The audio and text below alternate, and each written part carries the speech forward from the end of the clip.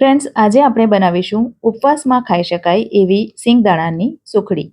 તમે એને સિંગદાણાની ચીકી પણ કહી શકો. જો તમે ઉપવાસમાં ગોળનો ઉપયોગ કરતા હો તો આ સુખડી ઉપવાસમાં પણ ખાઈ શકાય છે. સરળતાથી તૂટી જાય એવી પોચી અને ભખરી અને થોડી ચીકણી અને ચૂઈ એમ બે પ્રકારે આ સુખડી બનાવી શકાય છે. તો આજે હું તમને બંને રીત સમજાવીશ. ફ્રેન્ડ્સ, હંમેશા કહું છું કે મારા વિડીયો તમને ગમતા હોય અને મારી ચેનલને તમે હજી સુધી સબસ્ક્રાઇબ ન કરી હોય તો પ્લીઝ જલ્દીથી સબસ્ક્રાઇબ કરી દેજો. તો અહીં મેં 250 ગ્રામ કાચા દાણા લીધા છે, જેને આપણે સૌપ્રથમ શેકી લઈશું. દાણા થોડા ક્રિસ્પી થાય અને ફોતરા નીકળે એવા થાય ત્યાં સુધી એને શેકવાના. શેકાઈ ગયા પછી ગેસ બંધ કરી દઈશું અને દાણાને થોડી વાર માટે પેનમાં જ રહેવા દઈશું, જેથી એમાં થોડી ઘણી કચાશ હોય તો પેનની ગરમીથી એ બરાબર થઈ જાય. ત્યાં સુધીમાં સુખડી પાથરવા માટે અહીં મેં એક એલ્યુમિનિયમની ટ્રે લીધી છે. તમે સ્ટીલની થાળી પણ લઈ શકો છો. એને સૌપ્રથમ ઘીથી ગ્રીસ કરી લઈશું. ઘીના બદલે તેલ પણ લઈ શકાય. હવે જે દાણા આપણે શેકીને રાખ્યા છે એને એક કપડાની અંદર લઈ લઈશું અને કપડાને બધી બાજુથી ફોલ્ડ કરી એની અંદર જ દાણાને મસળી લઈશું, જેનાથી ફોતરા ખૂબ જ સરળતાથી અને ઝડપથી નીકળી જશે અને આમ તેમ ઉડશે પણ નહીં. તો તમે જોઈ શકો છો, ખૂબ જ સરળતાથી શિંગદાણાના ફોતરા છૂટા પડી ગયા છે. હવે અહીં મેં આ પ્રકારનો પૂરી તળવા માટેનો જારો લીધો છે, જેમાં થોડા થોડા દાણાને લઈ એને ચાળી લઈશું. આ રીતે કરવાથી ખૂબ જ સરળતાથી દાણા અને ફોતરા અલગ થઈ જશે. તો બધા દાણાના ફોતરા આ રીતે મેં કાઢી લીધા છે.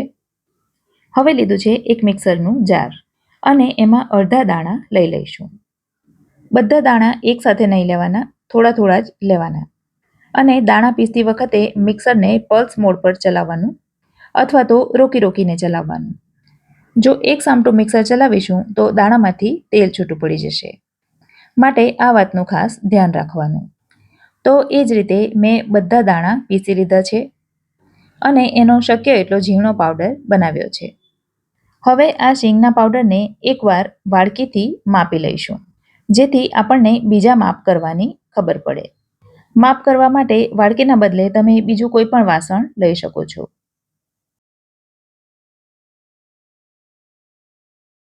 તો આ રીતે 3 વાડકી શીંગના દાણાનો પાવડર થયો છે. હવે બીજી વસ્તુઓ આપણે આ જ વાડકીના માપથી લઈશું. હવે 3 વાડકી શીંગના પાવડરની સામે અહીં આપણે 1.5 વાડકી ગોળ લેવાનો રહેશે અને એ જ વાડકીના માપથી અડધી વાડકી ઘી લઈશું. તો માપ યાદ રાખજો ફ્રેન્ડ્સ, 3 વાડકી શીંગનો પાવડર, 1.5 વાડકી ગોળ અને અડધી વાડકી ઘી. ઘીનું માપ હંમેશા પીગાળીને જ કરવાનું, નહીં તો ઘી વધારે થઈ જશે. હવે એક પેનમાં સૌપ્રથમ ઘી લઈ લીધું છે અને ઘી ગરમ થાય એટલે એમાં બધો ગોળ ઉમેરી દઈશું. ગેસની આંચ એકદમ ધીમી રાખવાની અને ગોળને ધીમે ધીમે પીગળવા દેવાનો. અહીં આપણે ગોળનો કોઈ પણ પ્રકારનો પાયો નથી કરવાનો. અને હવે આવે છે ખાસ અગત્યની વાત કે ગોળને તમારે કેટલો ગરમ કરવો. તો જો તમારે સરળતાથી તૂટી શકે એવી સુખડી જોઈતી હોય તો ઘીમાં ગોળ પીગળે ત્યાર પછી એને માત્ર 1 મિનિટ સુધી ગેસ ઉપર રહેવા દેવાનો અને ત્યાર પછી ગેસ બંધ કરી તરત જ એમાં શીંગનો પાવડર ઉમેરી દેવાનો. પણ જો તમને થોડી ચીકણી અને ચૂઈ પ્રકારની સુખડી ગમતી હોય તો ગોળને 2 થી 3 મિનિટ સુધી વધારે થવા દેવાનો અને ત્યાર પછી શીંગનો પાવડર ઉમેરવાનો. મારા ઘરમાં થોડી ચૂઈ પ્રકારની સુખડી પસંદ કરવામાં આવે છે, તો હું એ પ્રકારની બનાવી રહી છું.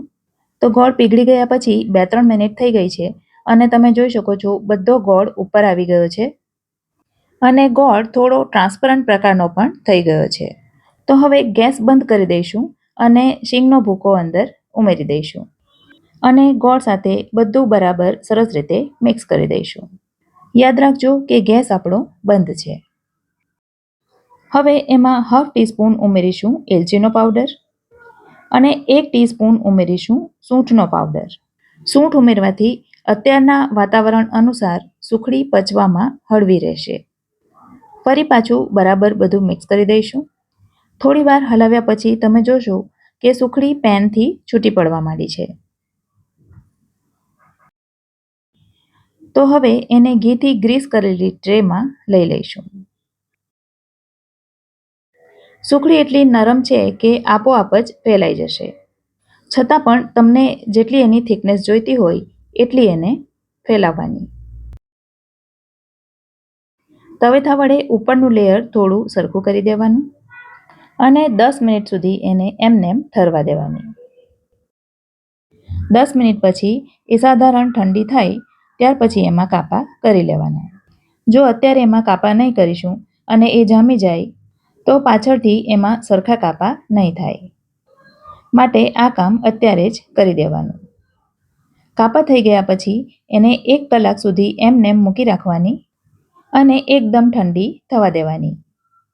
1 કલાક પછી તમે જોઈ શકો છો સુખડી સરસ જામી ગઈ છે અને કોઈ પણ તવેથા કે ચપ્પુની મદદ વગર એને સરળતાથી બહાર કાઢી શકાય છે. તો મારા ઘરમાં જેવી પસંદ કરવામાં આવે છે એવી સરસ મજાની ચૂઈ સુખડી બનીને તૈયાર થઈ ગઈ છે. ફ્રેન્ડ્સ, રેસીપી જો ગમી હોય તો વિડીયોને લાઇક કરજો અને તમારા સર્કલમાં શેર કરજો. તો ફરી મળીશું આવી જ એક નવી રેસીપી સાથે. ત્યાં સુધી મને રજા આપો. આવજો.